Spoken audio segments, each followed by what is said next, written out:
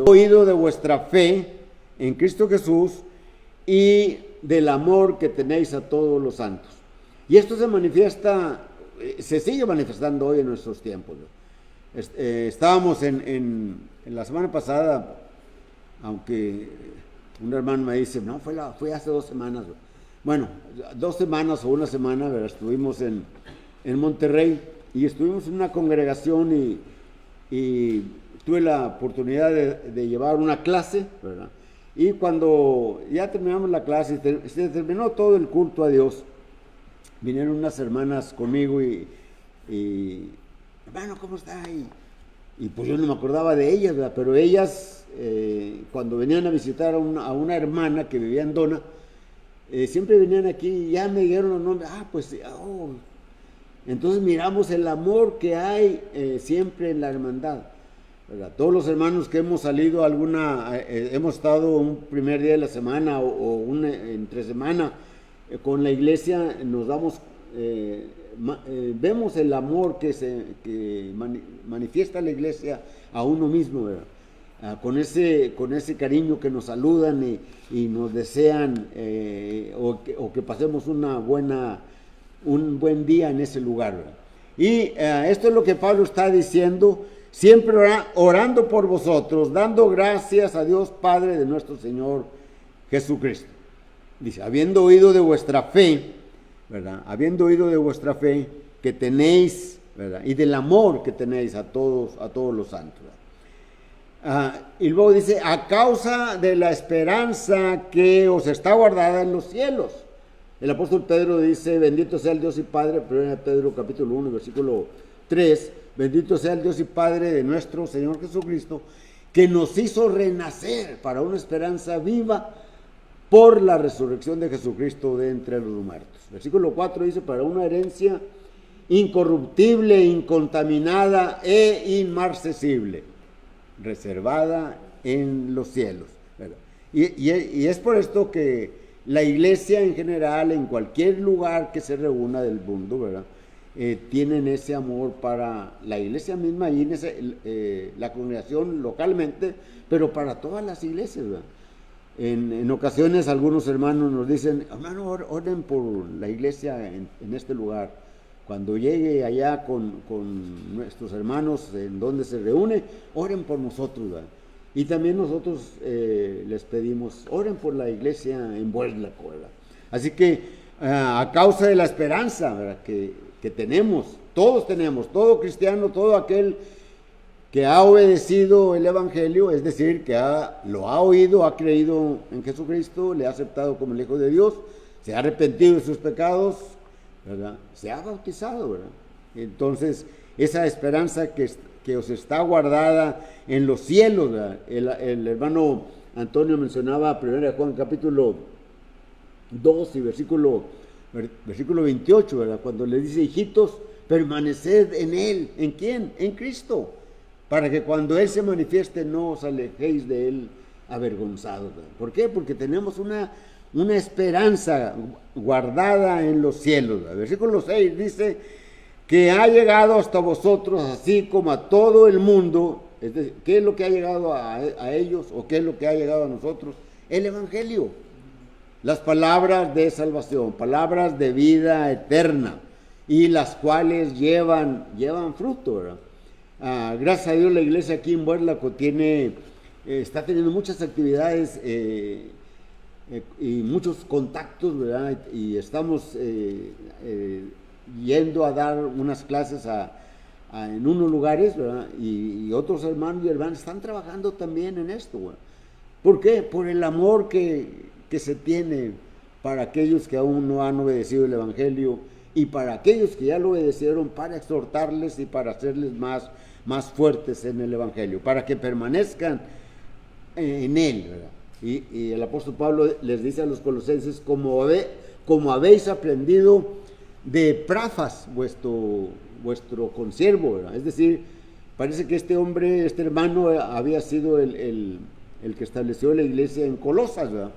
Pero habían oído, Pablo allí estando en la cárcel, había oído acerca de él, y incluso pues por eso escribió esta carta a los colosenses, ¿verdad?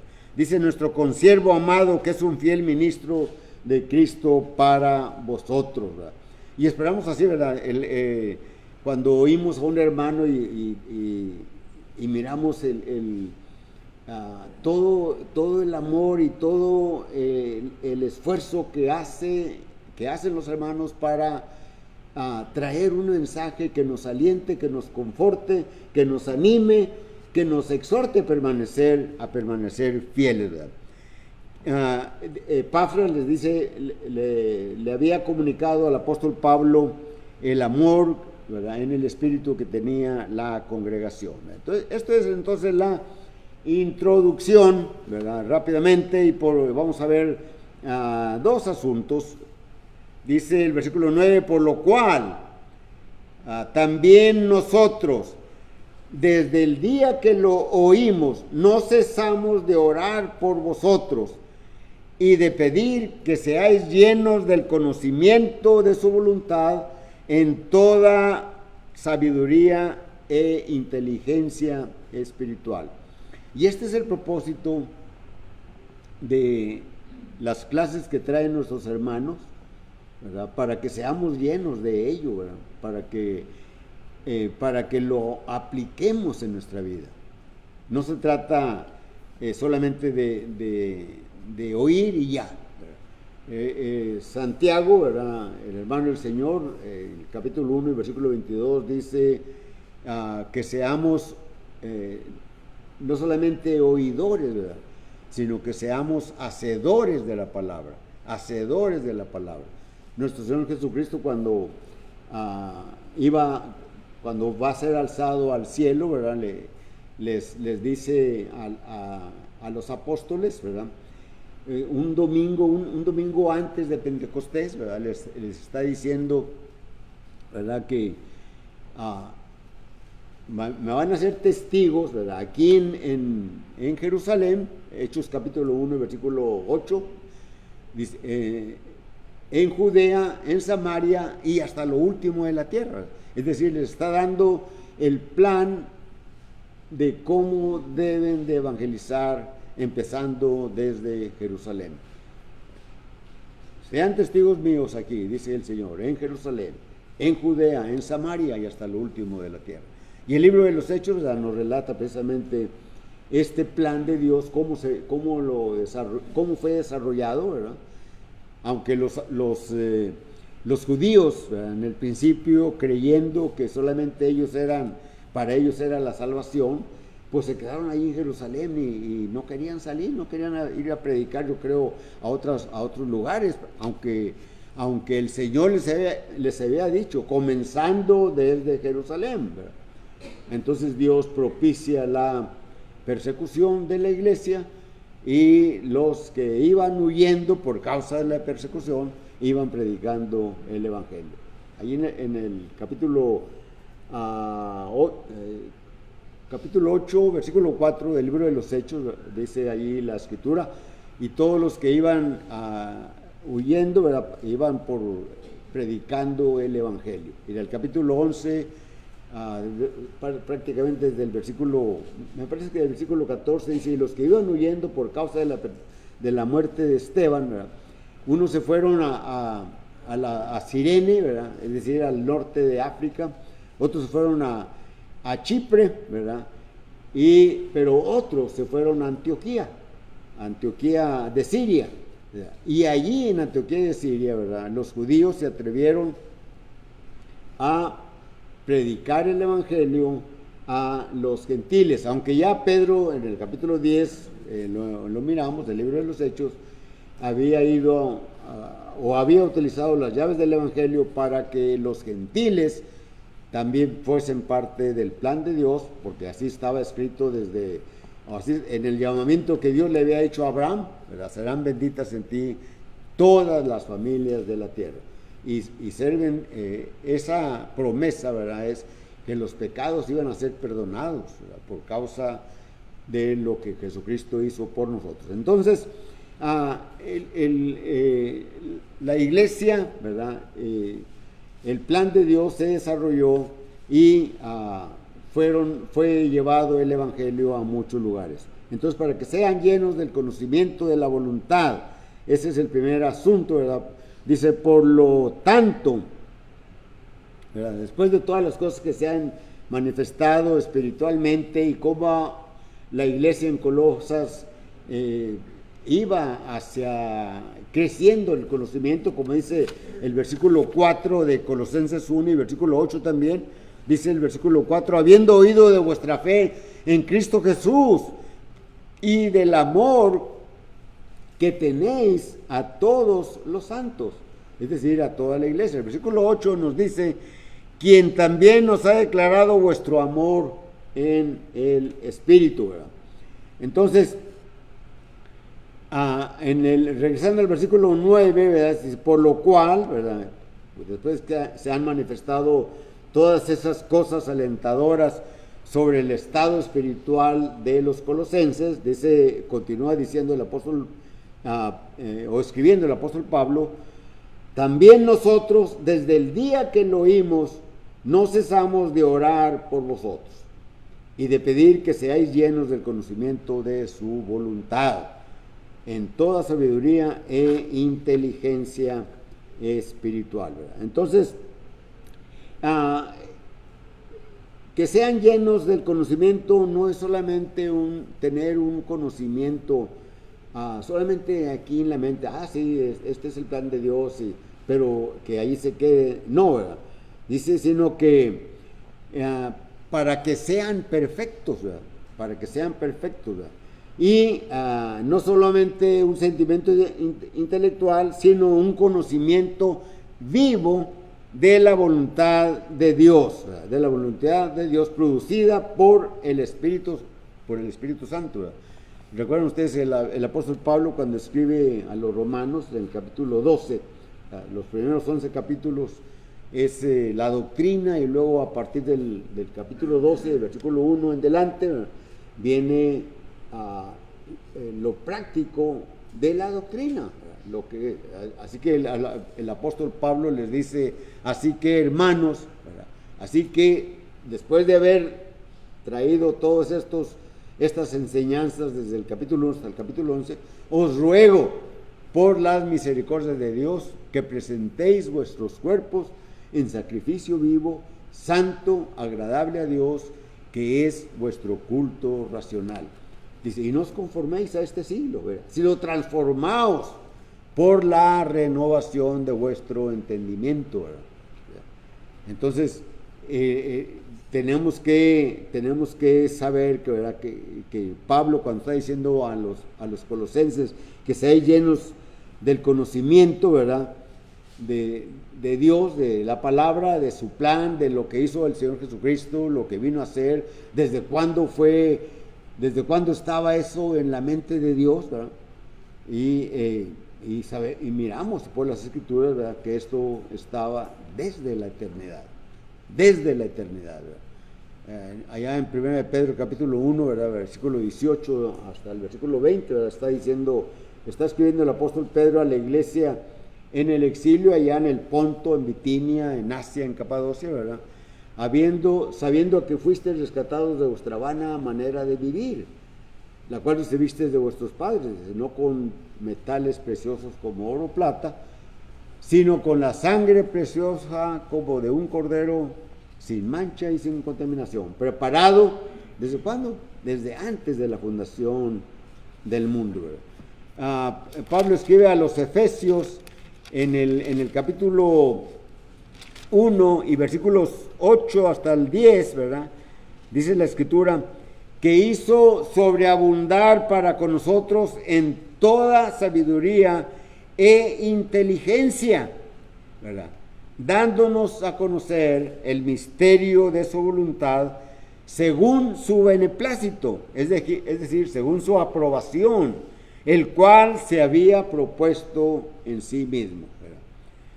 De reunir todas las cosas en Cristo, versículo 10, en la dispensación del cumplimiento de los tiempos, así las que están en los cielos como las que están en la tierra.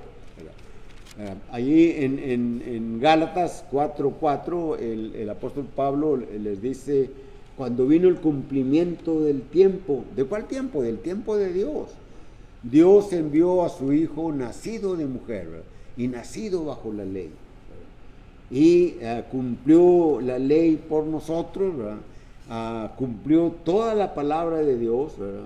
Como le dijo el Señor Jesucristo a Juan el que bautizaba, ¿verdad? Cuando Jesús fue para que lo bautizara y que se negaba a hacerlo, ¿verdad? Y le dice el Señor: deja para que toda justicia de Dios se cumpla. No porque necesitara Jesús el bautismo, sino para cumplir la ley, para cumplir toda la palabra de Dios. Segunda a los Corintios, capítulo 5:21, me parece, ¿verdad?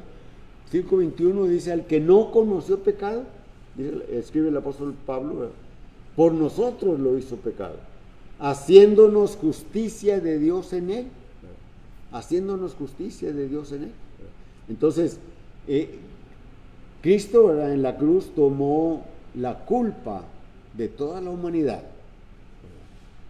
Y todo aquel que acepta a Jesucristo, que le obedece, que oye el Evangelio, lo obedece, muere el pecado, resucita nueva vida con el bautismo, recibe el don del Espíritu, recibe el perdón de pecados, el don del Espíritu Santo, nueva criatura es, y Cristo cumplió la ley por nosotros.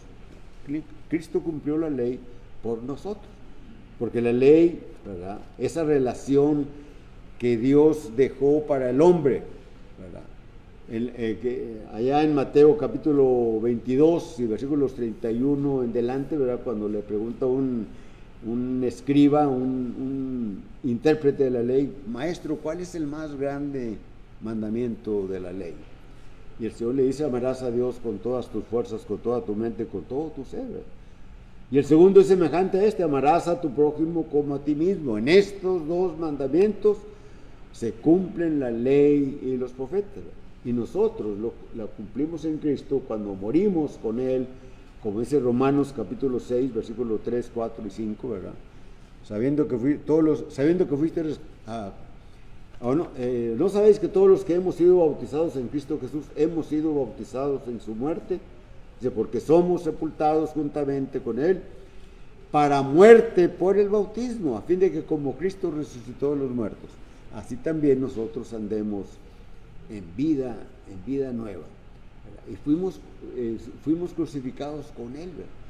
Y morimos, ¿verdad?, al pecado, y fuimos sumergidos, enterrados, metidos dentro del agua, ¿verdad? Y luego un mandamiento que el Señor Jesucristo dio, es un mandamiento de Jesucristo, no es un mandamiento de los apóstoles, no es de ningún hombre, es un mandamiento de Jesucristo. Marcos 16, versículo 15-16, sí, predicar el Evangelio a toda criatura: el que creyere y fuere bautizado será salvo, el que no creyere será condenado, ¿verdad? Entonces, encontramos, ¿verdad?, que para crecer, o el apóstol Pablo le está diciendo para que vosotros seáis llenos del conocimiento de su voluntad en toda sabiduría e inteligencia espiritual, ¿verdad? ¿Sí? Es decir, en toda sabiduría, ¿verdad?, son las dos gracias necesarias que Pablo pide para los colosenses, ¿verdad? En toda inteligencia espiritual, ¿verdad?, para que conozcan totalmente la voluntad de Dios. Y esta voluntad de Dios, todos nosotros debemos de conocerla, ¿verdad? Fue necesario que Cristo pagara mis culpas, tus culpas, nuestras culpas, las culpas de toda la humanidad, porque el hombre, nosotros, nunca pudiéramos haber pagado, ¿verdad?, más que con nuestra propia muerte. La paga del pecado es muerte, separados por siempre de Dios. Pero gracias a Dios, ¿verdad?, que Cristo murió por nosotros y tenemos el acceso a Dios. Yo soy el camino, la verdad y la vida, Juan 14:6. Nadie viene al Padre si no es por mí. Segundo asunto, la conducta cristiana, versículo 10. Para que, dice la Escritura, para que andéis como es digno del Señor, agradándole en todo, llevando fruto en toda buena obra y creciendo en el conocimiento de Dios. Otra vez está el conocimiento de Dios, ¿verdad? Dice, para que andéis, andéis aquí es una forma de vivir, es una conducta que debemos de tener. Y esa conducta que debemos de tener, ¿verdad?, debe ser digna de Cristo, ¿verdad? Hay otra parte de la Escritura que dice, así no habéis aprendido a Cristo. Si es que habéis aprendido a Cristo, ¿verdad?, porque Cristo no enseñó eso, ¿verdad? Entonces tenemos que aprender de Cristo, ¿verdad? Cristo es el ejemplo por excelencia en las Escrituras, ¿verdad? Así que debemos de seguir lo que Él nos mostró, nos manifestó con su vida, con su ejemplo, con sus enseñanzas, para que andéis como es digno del Señor, agradándole en todo. ¿Cómo podemos agradarle a Dios? En nuestra vida, nuestra conducta, ¿verdad?, que mostremos lo que nosotros somos, que hablemos del Evangelio cuando tengamos la oportunidad. Quisiéramos, a lo mejor quisiéramos encontrarnos siempre, así como en el libro de los Hechos se relata las distintas conversiones, ¿verdad? Quisiéramos encontrarnos a muchas Lidias, ¿verdad?, que estaban con el corazón preparado para escuchar las palabras de Pablo, ¿verdad? Quisiéramos encontrar a un eunuco así como lo encontró Felipe, ¿verdad?, y le predicó el Evangelio, tuvo la oportunidad de predicarle el Evangelio. ¿Entiendes lo que lees? No sé de quién está hablando este hombre, ¿verdad? ¿De él mismo o de otro, verdad? Y le anunció el Evangelio, dice la Escritura, ¿verdad? Es decir, le habló de el plan de Dios, ¿verdad?, que Dios preparó a su Hijo desde la eternidad para que viniese a este mundo a cumplir lo que el hombre no podía hacer nunca lo podría hacer. Y el Señor lo hizo, ¿verdad? Y Isaías, ¿verdad?, dice que satisfizo a Dios lo que Jesucristo hizo. Cuando leemos allí todo el capítulo 53 de Isaías, en el versículo 11, ¿verdad?, está diciendo, ¿verdad?, y verá él, hablando de Dios, la aflicción de su alma, del alma de Cristo, ¿verdad?, y dice, y quedará satisfecho. Ya no, el libro de los Hebreos nos va a decir, ya no son necesarios más sacrificios, porque Cristo hizo el único sacrificio que hace posible que nosotros nos podamos acercar a Dios, ¿verdad? Sí, ahí lo podemos leer allá en Hebreos capítulo 10, versículo 10 en adelante, cuando dice, ciertamente todo sacerdote está día tras día ministrando y ofreciendo los mismos sacrificios que nunca pueden quitar los pecados. Sí, pero Cristo, habiendo ofrecido una vez un solo sacrificio, se ha sentado a la diestra de Dios, ¿verdad? Ya no son necesarios más los sacrificios, ¿verdad?, porque Cristo lo hizo todo. Entonces, agradándole en todo, llevando fruto, es decir, hablando del Evangelio y llevando nuestras enseñanzas que son de Cristo para que aquellas personas que escuchen, ¿verdad?, obedezcan, se arrepientan de su vida, de sus pecados y vengan al Señor bautizándose, siendo sumergidas en las aguas, ¿verdad? Así como aquel hombre que no quería obedecer la palabra de Dios, ¿verdad? Ya en el Antiguo Testamento, ¿verdad?, encontramos a aquel hombre Naamán, ¿verdad?, hasta que y se va enojado, ¿verdad?, pero los siervos que iban con él, sus esclavos, amigos y demás, le persuadieron. Si te hubiera pedido una cosa más difícil, no la hubieras hecho. Si Cristo, ¿verdad?, nos está pidiendo al hombre que crea en él, ¿verdad?, que le acepte como el Hijo de Dios, ¿verdad?, ¿Se acuerdan ustedes que el Señor dice, ¿quién dice las gentes que es el Hijo del Hombre?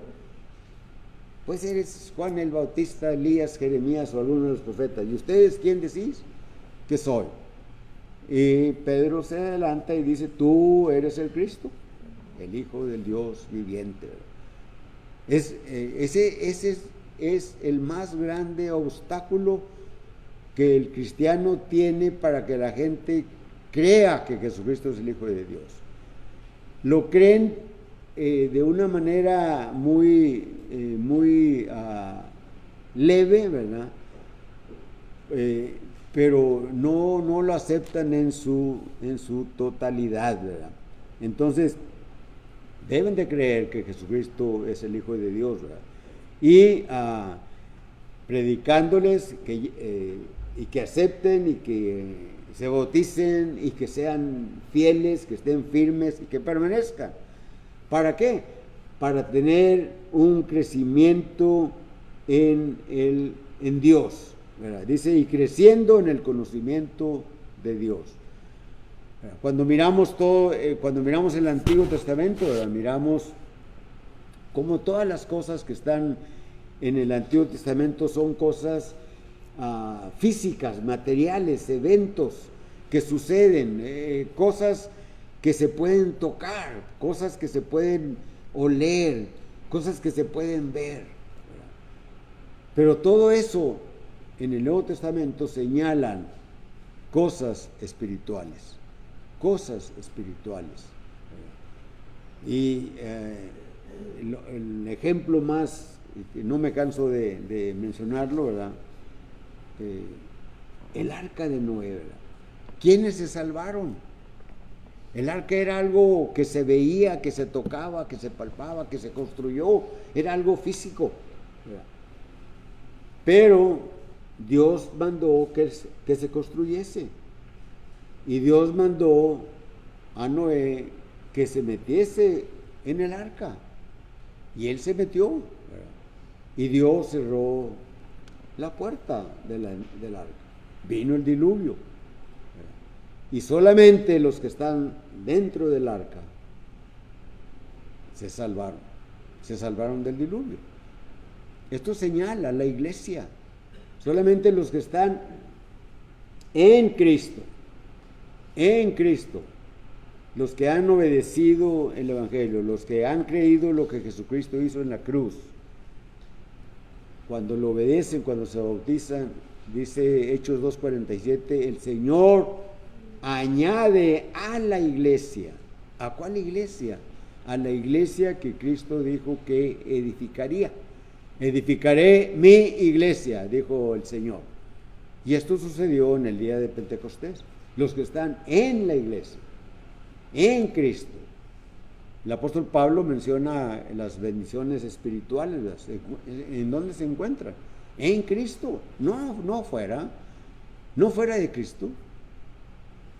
Fuera de Cristo, todos, tanto cristianos como el resto del mundo, religiosos, aunque que estén en error, ¿verdad? Con doctrinas tergiversadas, ¿verdad?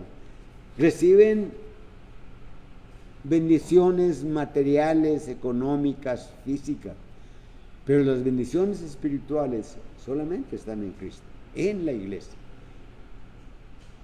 Efesios 1:3, bendito sea el Dios y Padre de nuestro Señor Jesucristo, que nos bendijo con toda bendición espiritual en los lugares celestiales en Cristo, es decir, dentro de Cristo. Así que el apóstol Pablo, escribiendo a los colosenses, está diciendo, ¿verdad? Y creciendo en el conocimiento de Dios. El Señor Jesucristo mencionó o mandó, ¿verdad? Juan 5:39, escudriñad las Escrituras, porque en ellas os parece que tenéis la vida eterna, y ellas son las que dan testimonio de mí. ¿A cuáles Escrituras se refiere el Señor cuando le dice a los judíos? Al Antiguo Testamento, solamente al Antiguo Testamento. Pero todavía, ¿por qué? Porque todavía no estaba el Nuevo Testamento, todavía no existía, no había nada de ello.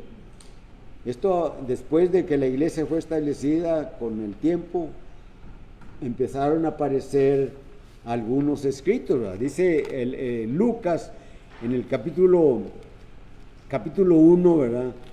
Dice versículo 1, puesto que ya muchos han tratado de poner en orden la historia de las cosas que entre nosotros han sido ciertísimas, dice el versículo 2, me ha parecido a mí, bueno, tal como nos la enseñaron los que desde el principio lo vieron con sus ojos y fueron ministros de su palabra. Versículo 3, me ha parecido también a mí escribírtelas por orden, oh excelentísimo Teófilo.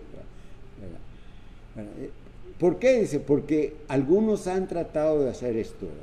Pero todavía, cuando Cristo dice escudriñen las Escrituras, todavía no había nada del Nuevo Testamento, solamente tenían el Antiguo Testamento.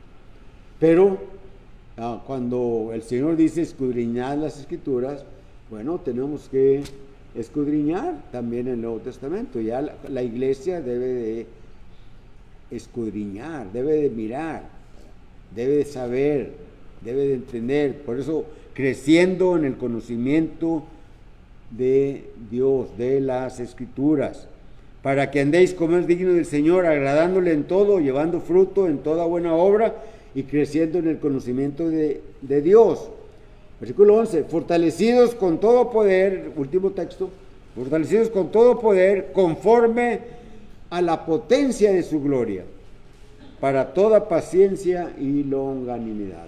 Entonces, encontramos que teniendo una conducta digna del Señor, ¿verdad?, es llenos del conocimiento de su voluntad y teniendo una conducta cristiana, es decir, siguiendo las enseñanzas del Señor, siguiendo sus ejemplos, siguiendo todo esto, ¿verdad?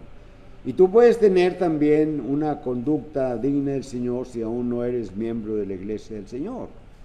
La predicación es la invitación que Dios, ¿verdad?, hace por medio de su palabra, la cual la exponemos tanto maestros como predicadores, ¿verdad?, para que aquellos que aún no han aceptado a Jesucristo en su mandamiento de morir al pecado, de nacer de nuevo, como el Señor le dijo a Nicodemo, si no naces de nuevo, no puedes ver el reino. ¿Cómo voy a nacer siendo viejo? Y el Señor le dice, versículo 5 de Juan 3, de cierto te digo, si no naces de agua y del Espíritu, no puedes entrar en el reino de Dios. Así que la invitación es esta, ¿verdad? Escucha la invitación de Jesús. Él quiere que vengas, Él quiere que le obedezcas. La invitación es la predicación, pero cantamos un himno.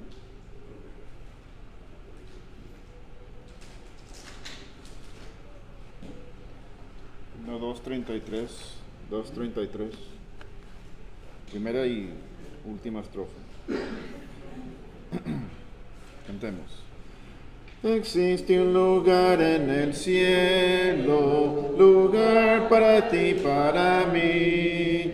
Verdades divinas nos dicen, qué hermoso el cielo ha de ser, qué hermoso el cielo ha de ser, hogar de los hijos de Dios, lugar de reposo alcanzado, qué hermoso el cielo ha de ser.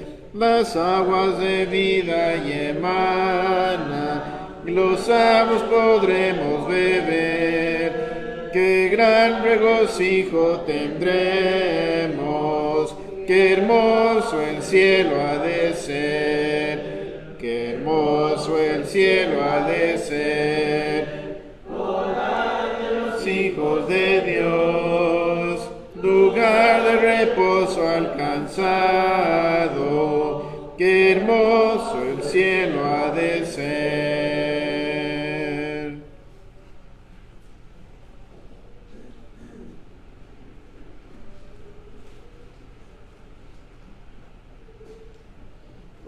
Vamos a inclinar nuestros rostros, hermanos, para ir a Dios en oración. Oremos. Padre nuestro que estás en el cielo, santificado sea su nombre. Padre celestial, gracias, Señor, le damos por esta oportunidad, Padre, que nos ha dado, Señor, de venir y escuchar su palabra, Padre, recibir ese alimento espiritual que necesitamos a día con día, Señor. Gracias, Padre, por la vida, la salud que nos dio, Señor. Gracias por los medios para reunirnos en este lugar, Señor. Gracias, Padre, por todo. Le estamos muy agradecidos, Señor, por todo lo que, las bendiciones que recibimos, Padre, durante la semana, Señor. Gracias por los alimentos que nos da, Señor, por el techo que tenemos, por el medio de transporte, por todo. Le estamos muy agradecidos, Señor, que siempre, siempre está atento a nuestras necesidades, a nuestras peticiones, Señor. Gracias por todo, Señor. Pero también, Padre, queremos darle muchas gracias, Señor, que hemos recibido ese alimento espiritual que nuestro hermano ha preparado para compartir con todos nosotros, Señor, y los oyentes. Gracias, Señor. Sígalos bendiciendo a nuestros hermanos, Padre, que se preparan día con día, Padre, para instruirnos a nosotros, Señor. Padre, pero también queremos pedirle, Señor, que hay necesidad entre nuestros hermanos que están pasando por problemas, Señor. Muy especialmente le seguimos pidiendo por nuestro hermano Juan Weber, Padre, nuestro hermano David Cárdenas, nuestro hermano Wally, Señor, y por todos nuestros hermanos aquí presentes, Padre.